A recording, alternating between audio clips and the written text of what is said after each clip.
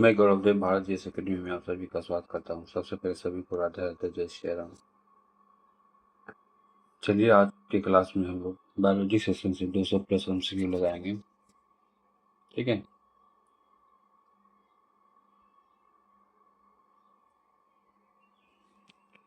आप लोग भी अपना अपना आंसर कमेंट बॉक्स में देते रहिए।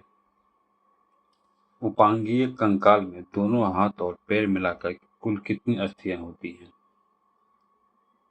क्या हो जाएगा इसका? 118। मनुष्य में अग्रपाद तथा पश्चपाद को अक्षीय कंकाल पर साधने के लिए चाप पाए जाते हैं, उन्हें क्या कहते हैं? उसे मेखलाएं कहते हैं। अग्रपाद यानी हाथ की मेखला को क्या कहा जाता है? अंश मेखला। पश्चपाद पैर की मेखला को क्या कहा जाता है? 2 नंबर।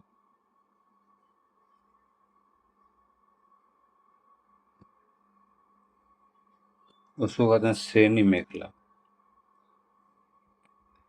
अंश मेखला से अग्रपाद की कौन सी अस्थियां जुड़ी होती है?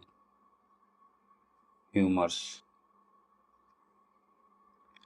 श्रेणी मेखला से पश्चपाद की कौन सी हड्डी जुड़ी होती है? इसे फीमर कहते हैं। लाल रक्त कणिकाओं का निर्माण शरीर के किस तंत्र के कार्य के अंतर्गत आता है?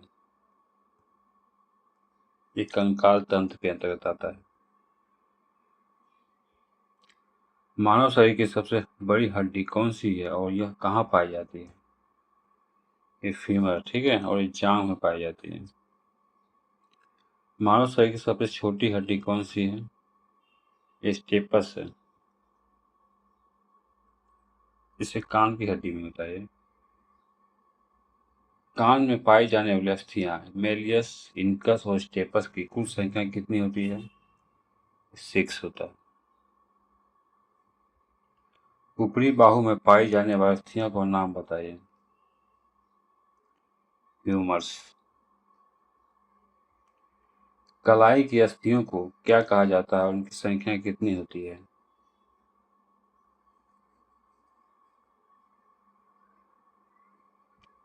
इसे कार्पस कहते हैं और इसकी संख्या होता है 16 होता है, 16। हथेली में पाई जाने वाली अस्थियों को क्या कहते हैं? इसे मेटाकार्पस कहते हैं। हाथ और पैर की उंगलियों की अस्थियां, इसे फ्लैंजेज की कुल संख्या कितनी होती है? 28। पिंडली यानी काल्फ में पाई जाने वाली अस्थियां कौन सी हैं? इसे टिबियो और फिबुला कहते हैं। घुटने की हड्डी को किस नाम से जाना जाता है? उसे पटेला के नाम से जानते हैं। टखने की अस्थियों को क्या कहा जाता है और इसकी संख्या कितनी होती है? इसे टार्सल कहते हैं, इसकी संख्या 14 होता है। मांसपेशियां एवं अस्थि के जोड़े को क्या कहा जाता है? इसे टेंडन कहते हैं हम लोग। अस्थि से अस्थि के जोड़ को क्या कहते हैं? लिगामेंट्स, ठीक है। नलिका युक्त ग्रंथियों को क्या कहा जाता है जिनसे एंजाइम का स्त्राव होता है?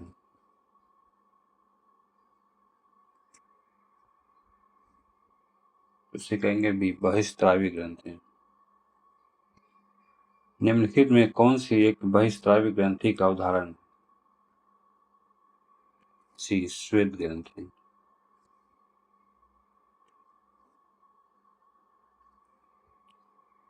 नलिका विहीन ग्रंथियों को क्या कहा जाता है जिनकी स्राव सीधे रक्त प्लाज्मा द्वारा शरीर में पहुंचता है? ये अंतस्त्रावी ग्रंथि। अंतस्त्रावी ग्रंथि से स्रावित होने वाले रासायनिक पदार्थ को क्या कहते हैं? हार्मोन्स।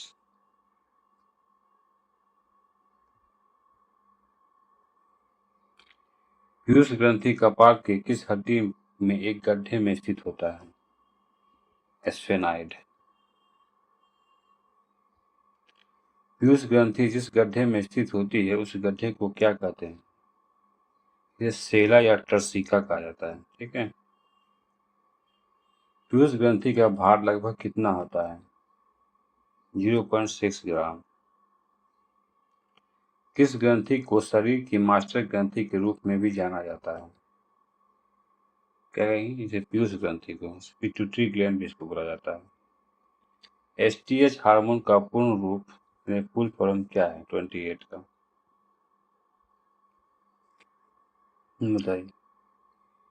तो एसटीएफ का है सोमाटोट्रोफिक हार्मोन्स। ठीक है।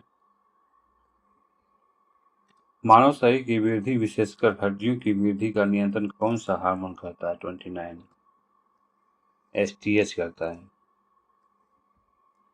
एसटीएच हार्मोन की अधिकता से मानव शरीर में कौन सा विकार उत्पन्न होता है? भीमकायता, एग्रोमिगेली। ठीक है, या में आ जाता है वो। एसटीएच हार्मोन की कमी से मनुष्य में कौन सा रोग होता है? ये बौनापन। थायराइड ग्रंथि को हार्मोन स्रावित करने के लिए प्रेरित करने वाले हार्मोन्स को क्या कहते हैं? 32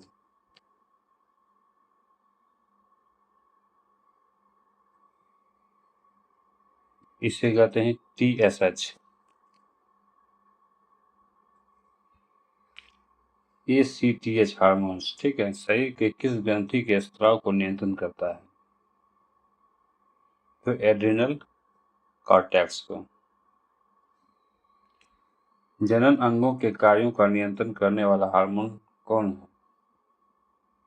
जीटीएच हार्मोन। वृषण की शुक्रजन नलिकाओं में शुक्राणु जनन में सहायता करने वाला हार्मोन कौन सा है? FSH hormone.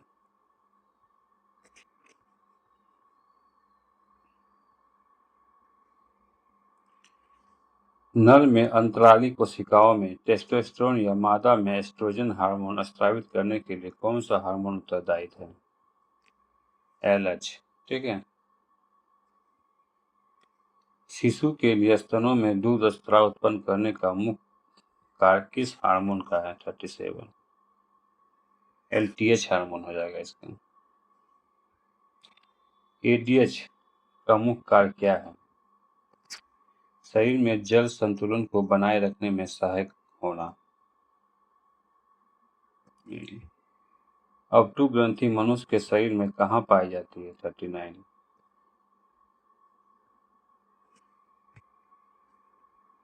या तो गले में। ठीक है, गले में श्वास नली के दोनों तरफ।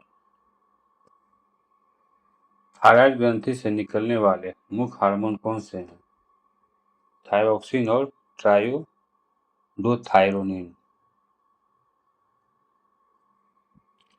थायराइड ग्रंथि से स्रावित होने वाले हार्मोन्स में किस तत्व की मात्रा अधिक होती है? 41 तो ये आयरन की।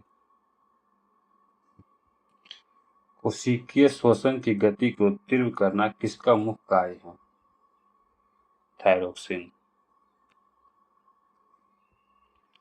थायरोक्सिन हार्मोन पीयूष ग्रंथि के हार्मोन के साथ मिलकर शरीर में किसका नियंत्रण करता है? जल संतुलन का।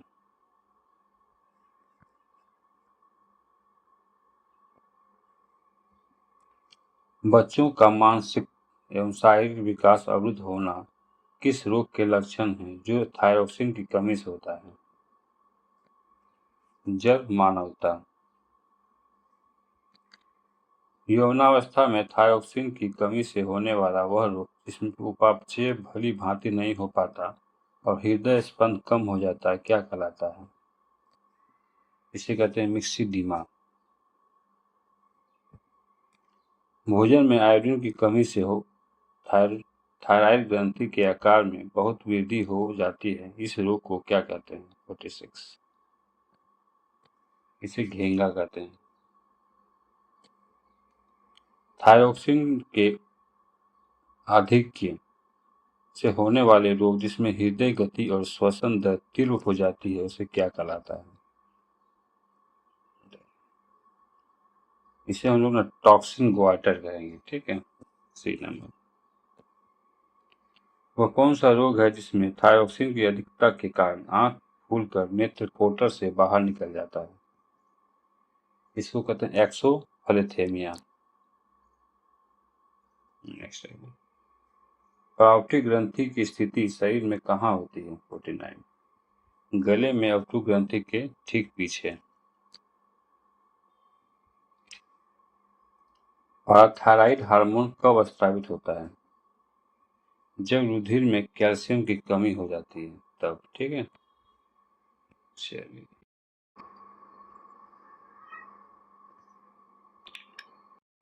कैल्सिटोनिन हार्मोन कब स्रावित होता है? ये आपका जब रुधिर में कैल्शियम की मात्रा अधिक होती है तब। कैल्सिटोनिन हार्मोन किस ग्रंथि से निकलने वाले हार्मोन के विपरीत कार्य करता है? ये आपका पावटी ग्रंथि से।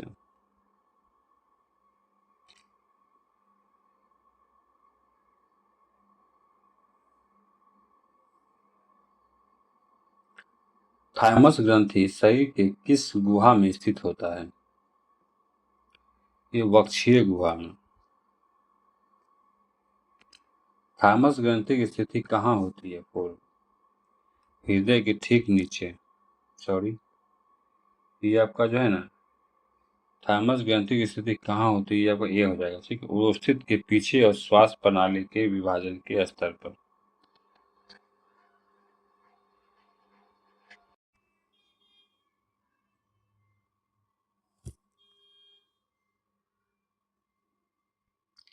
थाइमस ग्रंथि में मुख्य रूप से कितने खंड होते हैं? इसमें 2 खंड होते हैं। थाइमस ग्रंथि के बाहरी भाग को क्या कहा जाता है? इसे कॉर्टेक्स कहते हैं। थाइमस ग्रंथि के मेडुला भाग में कोशिका के गुच्छे को क्या कहा जाता है? थाइमिक या हैसलेल कोशिकाएं। मानव जीवन में थाइमस ग्रंथि के आकार में क्या परिवर्तन होता है? बच्चे की उम्र 2 वर्ष होने के बाद यह सिकुड़ना शुरू हो जाता है।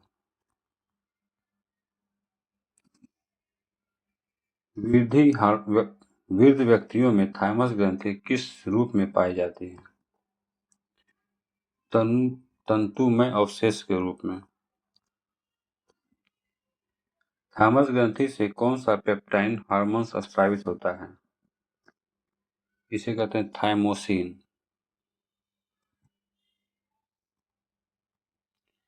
थाइमोसिन हार्मोन मुख्य रूप से किस कोशिका के निर्माण में सहायता करता है?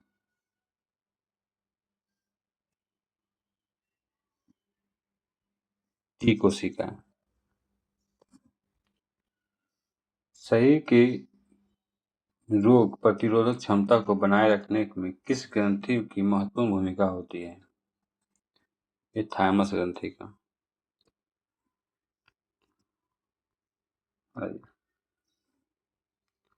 अधिवृक्क ग्रंथि शरीर में कहाँ स्थित होती है? वृक्क यानी किडनी के ऊपर। किस ग्रंथि को लरो और रूरो ग्रंथि या हार्मोन का स्रोत कहा जाता है? तो अधिवृक्क ग्रंथि। अधिवृक्क ग्रंथि के 2 भाग कौन से हैं? कॉर्टेक्स और मेडुला। कॉर्टेक्स भाग से निकलने वाले ग्लूकोकोर्टिकॉइड ग्लूकोकार्टिकोइड का मुख्य कार्य क्या है? क्या हो जाएगा? कार्बोहाइड्रेट प्रोटीन वसा उपापचयन का नियंत्रण। B number.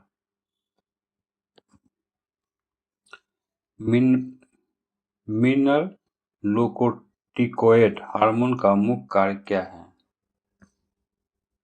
वृक्क नलिकाओं द्वारा लवण के पुनः अवशोषण एवं शरीर में लवणों की मात्रा का नियंत्रण। ठीक है, नहीं, ऑप्शन सही से सेट नहीं किया है।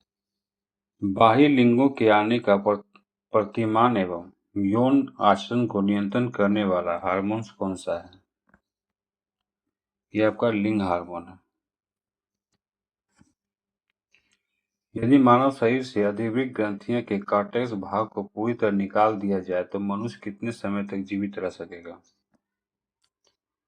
केवल 1 या 2 सप्ताह। अधिवृक्क कॉर्टेक्स में विकृति हो जाने पर उपापचयी प्रक्रमों में गड़बड़ी से कौन सा रोग होता है? एडिशन रोग। I-21। अधिवृक्क ग्रंथि के मेडुला भाग द्वारा स्रावित होने वाले 2 मुख्य हार्मोन कौन से हैं? इसके हैं आपका एपिनेफ्रिन और नोरेपिनेफ्रिन। 22। एपिनेफ्रिन को अन्य किस नाम से जाना जाता है? इसे कहते हैं एड्रीनेलिन। एपिनेफ्रिन और नोरेपिनेफ्रिन को सम्मिलित रूप से क्या कहा जाता है? इसे कहते हैं कैटेकोलोमिन। आपातकालीन हार्मोन या युद्धक हार्मोन किसे कहा जाता है? 24। कैटेकोलेमिन। ठीक है। उत्तेजना, क्रोध, भय एवं खतरे के समय कौन सा हार्मोन अधिक मात्रा में उत्सर्जित होता है? एड्रीनेलिन। एड्रेनलिन हार्मोन के स्राव से शरीर में क्या परिवर्तन नहीं होता है?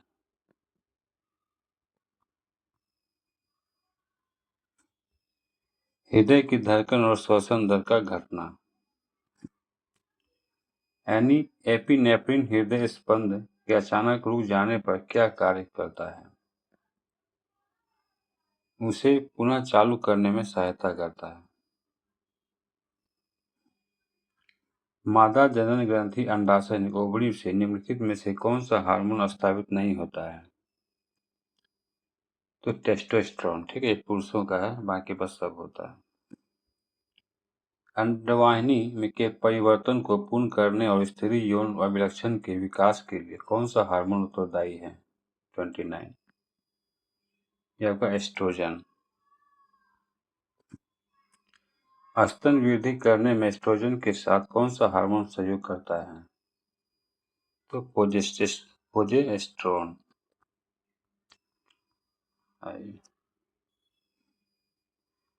गर्भाशय में अंडाशय, गर्भाशय व अफरा में कौन सा हार्मोन उपस्थित रहता है जो प्रसव को आसान बनाता है?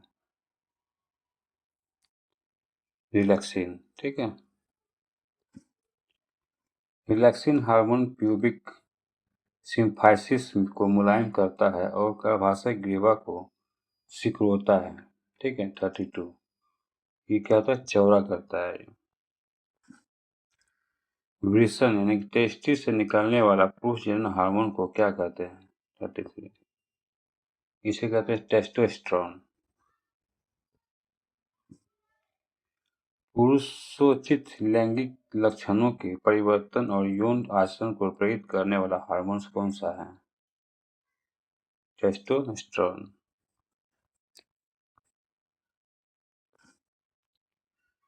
मानव किस प्रकार का प्राणी है? तो मानव क्या है? एक लिंगी प्राणी।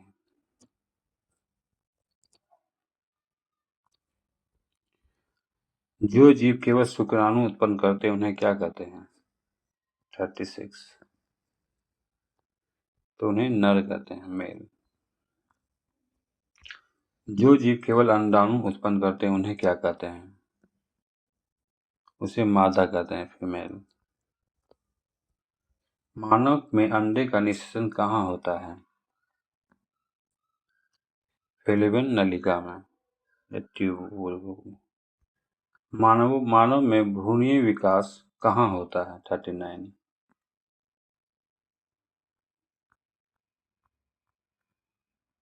क्या हो जाएगा? इसको बोलेंगे यूट्रस या गर्भाशय में। मानव सीधे शिशु को जन्म देते हैं, इसलिए उन्हें क्या कहा जाता है? जरायुज। ठीक है। निम्नलिखित में कौन सा नर लैंगिक अंग नहीं है? 41। तो फेल्वियन नलिका। पुरुषों में शुक्राणु उत्पाद के लिए आवश्यक कोशिका में से एक सर्टोली कोशिकाएं कहाँ पाई जाती है? 42 वृषण टेस्टिस। पाठ के नोट के अनुसार सर्टोली कोशिकाएं किन जीवों के वृषण में पाई जाती है? 43 शशक, मेढक, स्तनधारी एवं कॉकरोच। शुक्राणु उत्पन्न करने के लिए आवश्यक ताप शरीर के समान ताप से क्या होना चाहिए? कम होना चाहिए। वृषण उदर गुहा के बाहर किस संरचना में स्थित होता है? वृषण कोश में। एक परिपक्व शुक्राणु की लंबाई कितनी होती है और यह कितने भागों में विभाजित रहता है? 46 ये 5 माइक्रोन का होता है और 3 भागों में, सिर, ग्रीवा और पूंछ। समझ रहे हैं ना? वृषण की शुक्राणु नलिकाओं के बीच स्थित अंतराली कोशिकाएं किस हार्मोन का स्त्राव करती है? 47 तो टेस्टोस्टेरोन के। शुक्राणुओं का संग्रह स्थान और उनका परिपक्वता व संक्रियता कहाँ होती है? 48 अधिवृषण में। 49 कौन सी नलिका अधिवृषण को शुक्राणु से जोड़ती है और शुक्राणु को आगे बढ़ाती है? तो शुक्र वाहिका।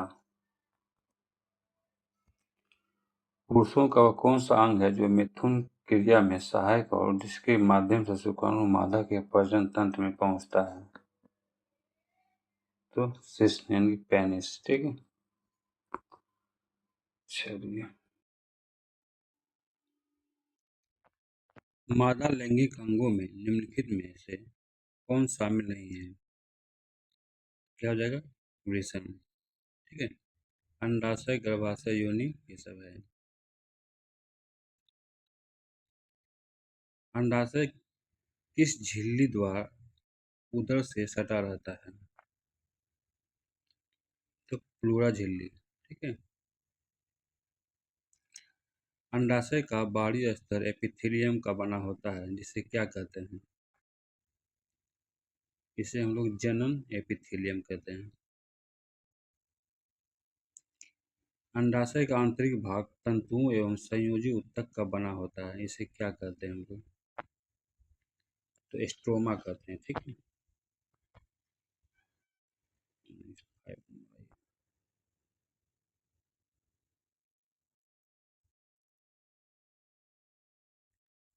अंडाशय का मुख्य कार्य क्या पैदा करना है? सॉरी, तो अंडाणु। ठीक है। अंडाशय से किन दो हार्मोन का स्त्राव होता है? एस्ट्रोजन और प्रोजेस्टेरोन। मादा शरीर में अंडवाहिनी की संख्या कितनी होती है? 2। अंडवाहिनी किन दो अंगों को आपस में जोड़ती है? सी, गर्भाशय और अंडाशय को।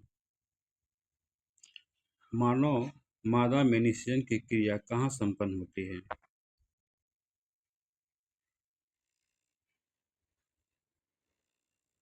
कहाँ संपन्न होती है? तो ये अंडाशय में संपन्न होती है, फेल्लोपियन ट्यूब बोलता है इसको। एक सामान्य गर्भाशय की लंबाई चौड़ाई क्रमशः कितनी होती है? 7.5 सेंटीमीटर से 5 सेंटीमीटर चौड़ी होती है। गर्भाशय का वजन लगभग कितना होता है? तो 35 ग्राम।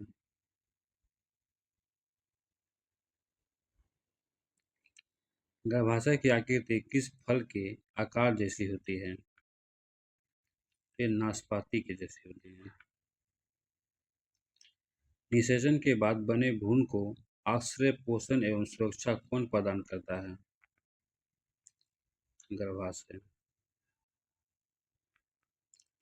योनि की दीवार पर कौन सी ग्रंथियां पाई जाती है जो एक चिपचिपा द्रव निकालती है?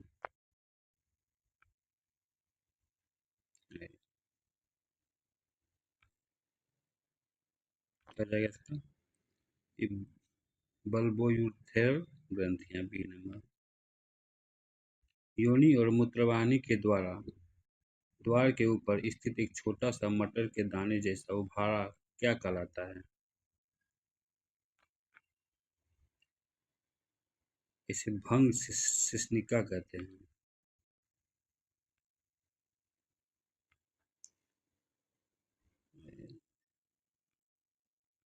ऋतुस्राव चक्र, ठीक है, मुख्य रूप से किस वर्ग के जीवों का लक्षण है?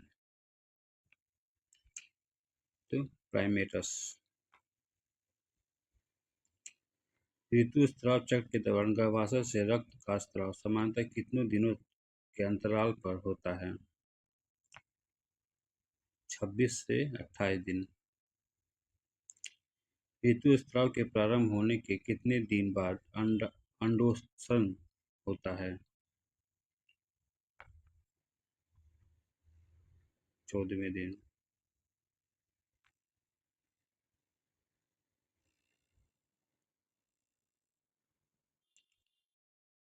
अंडोत्सर्जन के बाद अंडाणु अंडावाहिनी में पहुंचकर कितने दिनों तक रहता है? 15वें से 19वें दिन तक। मानव प्रजनन की क्रियाविधि की 3 अवस्थाओं का सही क्रम बताना है आपको। तो युग्म जनन, निषेचन और भ्रूणीय विकास। 21। वृषण एवं अंडाशय में युग्मकों के निर्माण की प्रक्रिया को क्या कहते हैं? युग्मक जनन कहते हैं। युग्मकों का निर्माण जनन कोशिका में किस विभाजन द्वारा होता है? अर्धसूत्री विभाजन।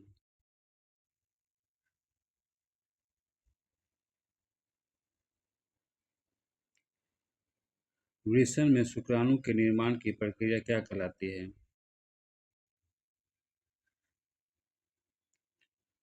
तो ये आपका शुक्राणु जनन कहलाता है। अंडाशय में अंडाणु के निर्माण की प्रक्रिया को क्या कहते हैं? अंड जनन कहते हैं। खाने वाली गर्भ निरोधक गोलियां मुख्य रूप से किसका निरोधक करती है? अंडे के मोचन। निषेचन की क्रिया के बाद बना युग्मक यानी जाइगोट किस विभाजन के द्वारा विभाजन होने लगता है? समसूत्री विभाजन। निषेचन के लगभग कितने सप्ताह तक के विकसित युग्मक को भ्रूण कहते हैं?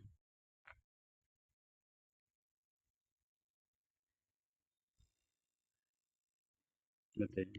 तो ये 10 सप्ताह। भ्रूण में 5वें सप्ताह तक कितने जनिक स्तरों का निर्माण होता है? 3। निम्नलिखित में कौन सा भ्रूण का जनिक स्तर नहीं है? 29 का क्या रहेगा? एपिडर्मिस। ठीक है, ये सब है, 3 नंबर नहीं है। भ्रूण में तंत्रिका तंत्र एवं पाचन तंत्र का विकास किस अवधि के मध्य होता है? 7वें से 9वें सप्ताह के मध्य। 31 है। भ्रूण में कंकाल तंत्र का निर्माण किस महीने में होता है? 31। ये तीसरे माह में हो जाता है कंकाल। भ्रूण के सिर एवं शरीर पर बाल किस महीने में आते हैं?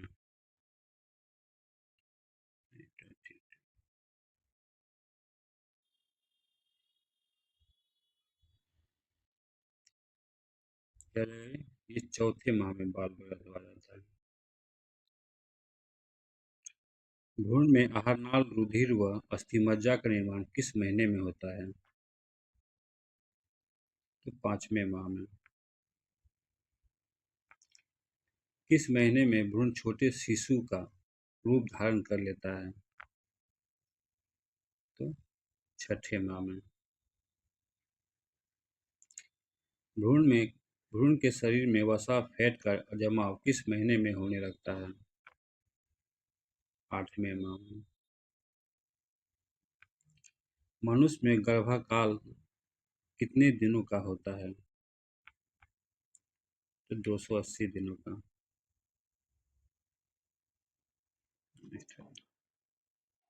मनुष्य के जीवन काल में जब उसमें जनन क्षमता आरंभ होती है तो वह समय क्या कहलाता है?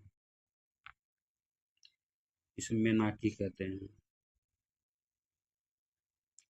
स्त्रियों में जनन क्षमता सामान्यतः किस आयु में प्रारंभ हो जाता है? 38। तो 12 से लेकर 16 वर्ष की उम्र में। स्त्रियों में जनन क्षमता किस आयु में समाप्त हो जाता है? 40 से 50 वर्ष।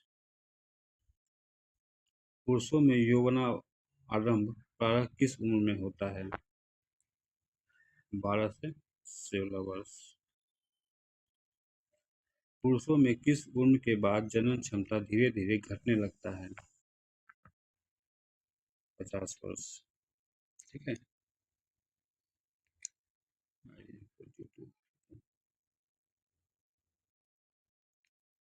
यौवनारंभ के समय शरीर में होने वाले परिवर्तन जो मादा को नर से विभेदित करते हैं क्या कहलाता है?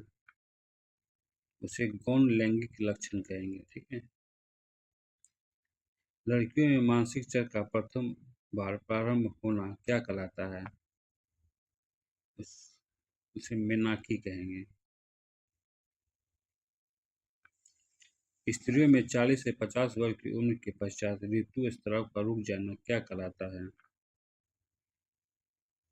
रजोनी वृद्धि। अंडाशय द्वारा अंडाणुओं की निर्मुक्ति को क्या कहते हैं?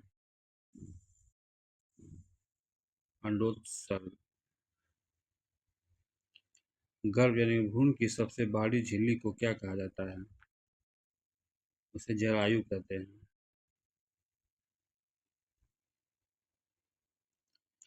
जरायु से निकलने वाले उंगलियों के आकार के प्रबंधन क्या कहलाते हैं? उसे वीली कहते हैं। ठीक है। अंकुर। अंकुर और गर्भाशय कोशिकीय परत के संपर्क क्षेत्र को क्या कहते हैं जिसे भ्रूण को पोषण मिलता है? उसे अपड़ा कहते हैं। ठीक है। गर्भ अपरा से किस मजबूत डोरी जैसे रचना से जुड़ा रहता है जो माता और गर्भ के बीच संपर्क का कार्य करता है? उसे नाभि रज्जु कहते हैं। जब शुक्राणु को मादा की योनि में कृत्रिम विधि द्वारा स्थानांतरित किया जाता है तो इस प्रक्रिया को क्या कहा जाता है? उसे कृत्रिम वीर्य सेचन कहेंगे। ठीक है।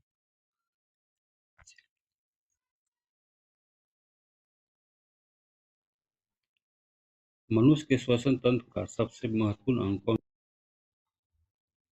फेफड़ा। फेफड़ों द्वारा होने वाले श्वसन को क्या कहा जाता है? उसे फुफ्फुसीय श्वसन कहते हैं। नासामार्ग के भीतर की गुहा किस झिल्ली की से स्तरीय होती है? तो म्यूकस कला। नासामार्ग प्रतिदिन लगभग कितने म्यूकस स्त्राव करता है? तो 1.5 लीटर।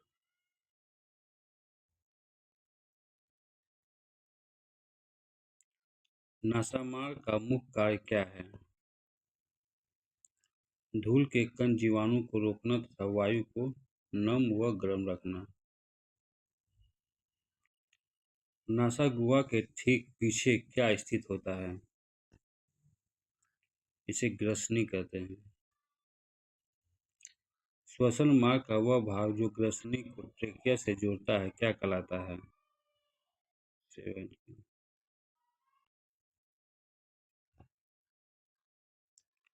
तो इसे लैरिक्स या श्वत यंत्र कहते हैं। लैरिक्स के प्रवेश द्वार पर एक पतला पतली पत्ती समान कपाट होता है उसे क्या कहते हैं? उसे कहते हैं एपिग्लोटिस। भोजन निगलते समय श्वसन मार्ग में भोजन जाने से कौन रोकता है?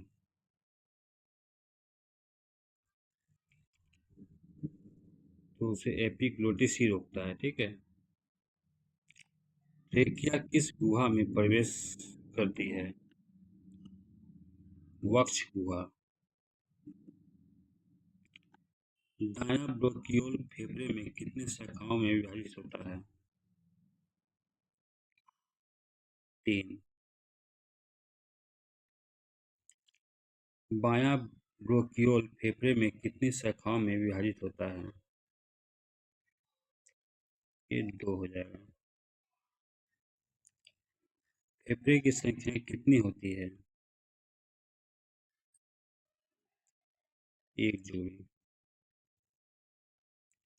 कौन सा फेफड़ा आहार में दूसरों की तुलना में बड़ा होता है? ये दायां फेफड़ा। प्रत्येक फेफड़ा के झिल्ली द्वारा घिरा रहता है।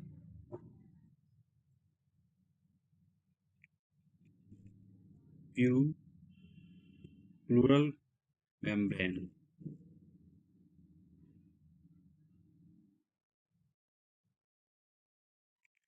श्वसन की प्रक्रिया मुख्य रूप से कितने भागों में बांटा गया है?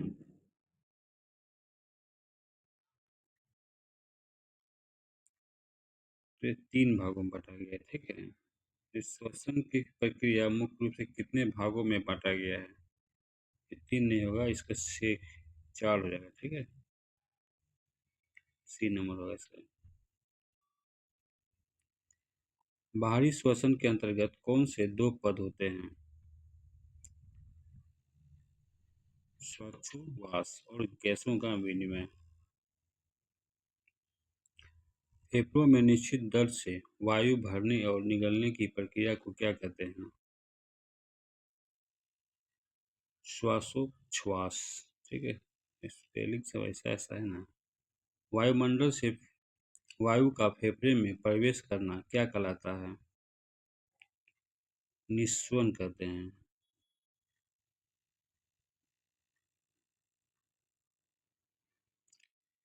फेफड़ों से वायु का बाहर निकलना, वायुमंडल में पुनः लौट जाना क्या कहलाता है? उसे उच्छ्वसन कहते हैं। ठीक है। 21 है ये। निःश्वसन के समय अंदर ली गई वायु में नाइट्रोजन का प्रतिशत कितना होता है? तो ये 78%। ठीक है। उच्छ्वसन के समय बाहर निकाली गई वायु में ऑक्सीजन का प्रतिशत कितना होता है? ये 17% हो जाएगा। बाहर निकाली गई वायु में कार्बन डाइऑक्साइड की मात्रा कितनी होती है? 4%। श्वास द्वारा प्रतिदिन हमारे शरीर से लगभग कितना पानी बाहर निकलता है? 400 ml। 45 का ये सॉरी 25। फेफड़ों के अंदर गैसों का विनिमय किस आधार पर होता है? तो ये विसरण के द्वारा होता है। 26 है जी। गैसों का विनिमय फेफड़ों के अंदर किस अवस्था में होता है? तो घुली हुई अवस्था में या विसरण प्रवणता के आधार पर। रुधिर में पाए जाने वाले किस लाल वर्णक के द्वारा ऑक्सीजन का परिवहन होता है? तो हीमोग्लोबिन। हीमोग्लोबिन के द्वारा कार्बन डाइऑक्साइड का परिवहन कितने प्रतिशत होता है? हो जाएगा 10 से 20%। प्लाज्मा में घुलकर कार्बन डाइऑक्साइड किस अम्ल का निर्माण करती है? कार्बनिक अम्ल का।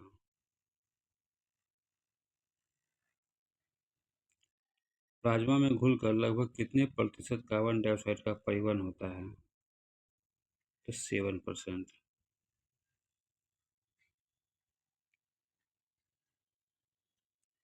कार्बन डाइऑक्साइड का सर्वाधिक परिवहन लगभग 70% किस रूप में होता है? कि बाइकार्बोनेट के रूप में होता है ये।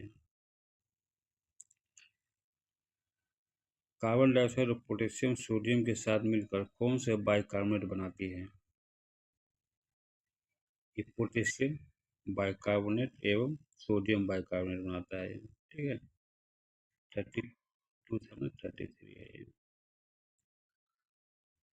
शरीर के अंदर रुधिर एवं ऊतक द्रव के बीच होने वाले गैसीय विनिमय को क्या कहते हैं? इसे आंतरिक श्वसन कहेंगे। 34 है ये। फेफड़ों में होने वाले गैसीय विनिमय को क्या कहा जाता है? इसे बाहरी श्वसन कहेंगे। खाद्य पदार्थों के पाचन के फलस्वरूप प्राप्त ग्लूकोज का कोशिका में ऑक्सीकरण द्वारा ऑक्सीकरण क्या कहलाता है? तो ये आपका कोशिकीय श्वसन कहते हैं, ठीक है।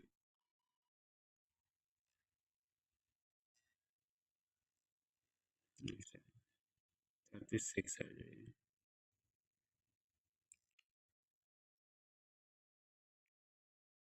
कोशिकीय श्वसन मुख्य रूप से कितने प्रकार का होता है?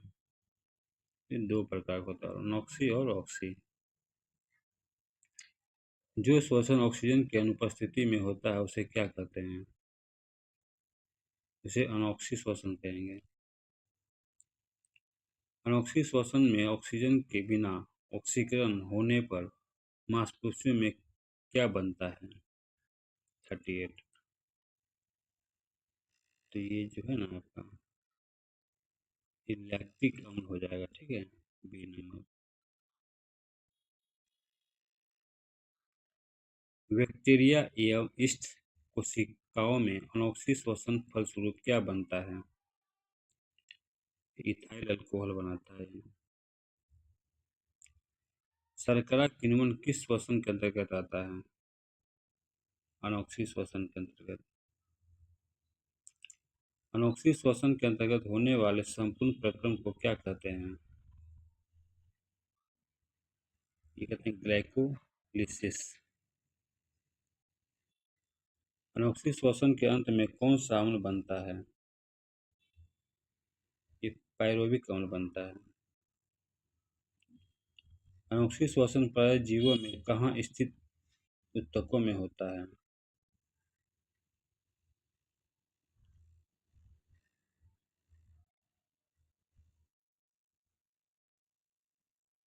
बताइए।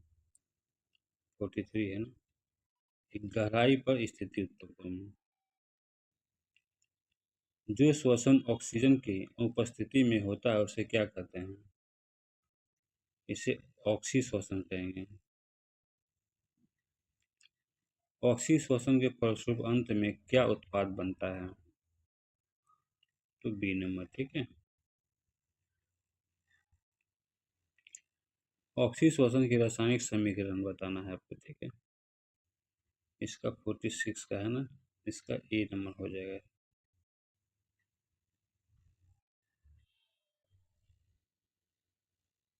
बताइए। 47। श्वसन कैसी क्रिया है जिसके कारण शरीर के भार में कमी होती है? ये अपचयी क्रिया है श्वसन। श्वसन कैसी है? अपचयी क्रिया है। श्वसन का नियंत्रण मस्तिष्क के किस भाग से किया जाता है? ये मेडुला ऑब्लांगेटा। कोशिकीय श्वसन में होने वाली जटिल क्रियाओं को कितने भागों में बांटा गया है?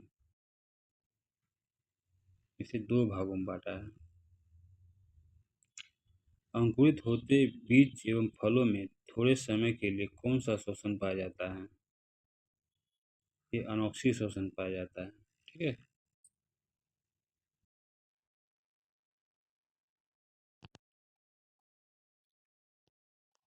ग्लाइकोलिसिस का अध्ययन सर्वप्रथम किस वैज्ञानिक समूह ने किया था? इसे एबडेन, मेयरहोफ और पार्सन किया था। ग्लाइकोलिसिस को अन्य किस नाम से जाना जाता है? ईएमपी पथ। ग्लाइकोलिसिस को और क्या कहा जाता है? अनोक्सी श्वसन या शर्करा किण्वन।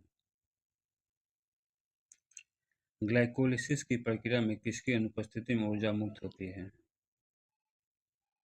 तो ऑक्सीजन।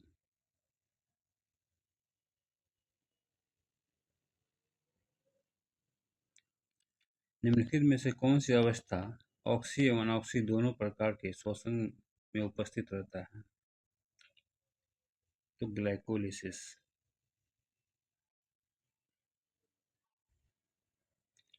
ग्लाइकोलिसिस के विघटन के फलस्वरूप एवं ग्लूकोज अणु से पायरुविक अम्ल के कितने अणु बनते हैं?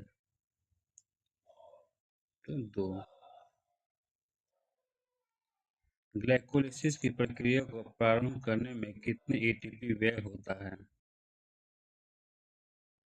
तो इसमें जो है ना आपका 2 ओटीपी, 2 अनुप ओटीपी। ग्लाइकोलिसिस की प्रक्रिया के अंत में कुल कितने एटीपी प्राप्त होते हैं अणु के? 8 नंबर बताइए। तो 8 का जो है ना ऑप्शन देख लीजिए, ये आपका 4 अणु होती है एटीपी।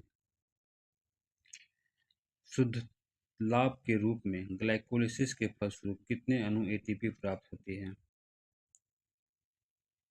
2 अणु एटीपी। ग्लाइकोलिसिस के फलस्वरूप प्राप्त 2 अणु एटीपी से कितने कैलोरी ऊर्जा प्राप्त होती है? 16,000 कैलोरी। ग्लाइकोलिसिस में अनोक्सी की आवश्यकता होती है या नहीं? क्या हो जाएगा? नहीं होती है। ग्लाइकोलिसिस में हाइड्रोजन के कितने परमाणु बनते हैं जो NAD को, ठीक है, में बदलने में काम आते हैं? 12 का देखते हैं ऑप्शन देखिए, इसमें 4 हो जाएगा। क्रेब्स चक्र का वर्णन हैंस क्रेब ने किस वर्ष किया था? 1937 में। क्रेब्स चक्र को अन्य किस नाम से जाना जाता है? साइट्रिक चक्र या ट्राई कार्बोक्सिलिक चक्र। नाम जो है ना इतना बड़ा रहता है। क्रेब्स चक्र कोशिका के किस भाग के अंदर विशेष एंजाइम की उपस्थिति में संपन्न होता है? तो माइटोकॉन्ड्रिया हो जाएगा इसका। क्रेब्स चक्र के दौरान ADP के अणु से ATP के कितने अणु बनते हैं? बताइए। 16। ये 2 बनते हैं, ठीक है। क्रेब्स चक्र में नाइट्रोजन के 2+2 परमाणु कितने बार मुक्त होते हैं? तो 5। पूरे क्रेब्स चक्र में पायरुविक अम्ल के 2 अणुओं से कुल कितने अणु कार्बन डाइऑक्साइड के बनते हैं? तो 6।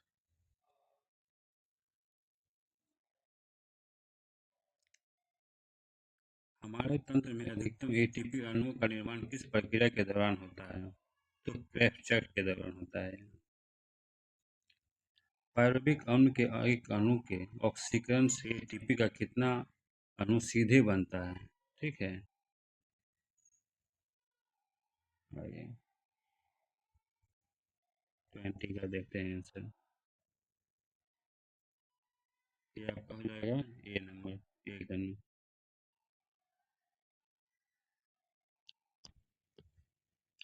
पायरुविक अणु के एक अणु के ऑक्सीकरण से कितने अणु बनते हैं? तो 5। पायरुविक अणु के एक अणु के ऑक्सीकरण से कितने अणु बनते हैं? एक अणु।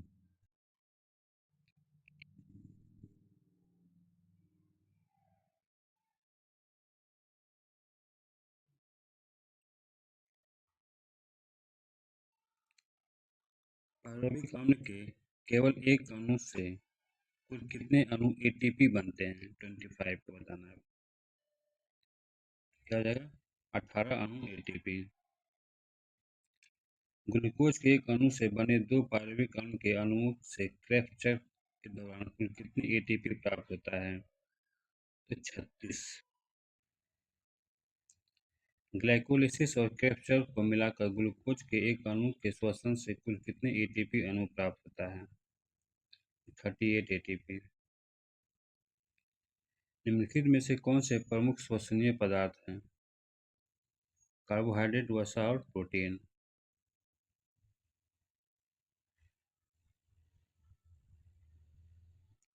श्वसन क्रिया में सबसे पहले किस पदार्थ का श्वसन होता है? तो कार्बोहाइड्रेट का।